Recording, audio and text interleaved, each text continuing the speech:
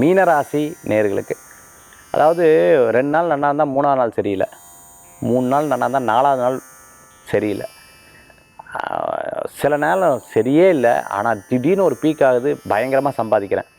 ஆச்சரியமாக இருக்குது சார், ஏன் சார் லைஃபு இப்படி இருந்துட்டுருக்குன்னு தெரியல. பயமும் இருக்குது, நல்லதும் இருக்குது, கெட்டதும் இருக்குது, எங்கேயாவது பேரை கெடுத்துருவோன்னு பயமாகவும் இருக்குது.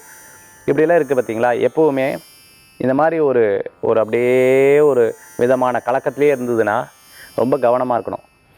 ஏன்னா அது உங்களுக்கு ஒரு கெட்டதுலேயும் தள்ளியும் நல்லதுலேயும் தள்ளும் இல்லையா. நல்லது தெரிஞ்சுன்னா ரொம்ப சந்தோஷம், ஏதோ நம்ம பண்ண புண்ணியம் நம்மளை காப்பாற்றிடுத்தோ, தெய்வ சக்தி காப்பாற்றிடுத்து அப்படின்னு வைக்கலாம். கெட்டதில் தடுத்துனா அதில் மீண்டு வருது, அது தள்ளுறதுக்கு முன்னாடியே இறைவன் நம்மளை காப்பாற்றிடணும், அதுக்காக முயற்சி பண்ணிக்கணும். இந்த மாதிரி சுப காரியங்களாக பண்ணிக்கோங்க. ஒன்று பேசுறதுக்கு முன்னாடி கவனமாக பேசுங்க. இன்றைய தினத்தில் பிரயாணம் அவசியம் அனாவசியம் பார்த்துட்டு பிரயாணம் பண்ணுங்கள். பூரட்டாதி உத்திரட்டாதி நட்சத்திரம் குறிப்பாக சொல்கிறேன். அதே சமயத்தில் மற்றவர்களை பற்றி காசிப்ஸ் பேசாதீங்க, ரொம்ப சிரிக்காதீங்க, ரொம்ப டென்ஷன் ஆகாதீங்க, ரொம்ப ஒரு விஷயத்தில் ரொம்ப பதட்டம் அடையாதீங்க, இருங்க சரி இதுவும் நன்மைக்கு தான் அப்படின்னு விட்டுட்டுருங்க. நற்பலன்கள் கூடி வரக்கூடியதாக. இந்த தினத்தில் வழிபடக்கூடிய தெய்வம் முருகப்பெருமான் வழிபாடு. வேலுண்டு வினையில்லை, மயிலுண்டு பயமில்லை, குகனுண்டு குறைவில்லை, ஸ்கந்தனுண்டு கவலையே இல்லை மனமே.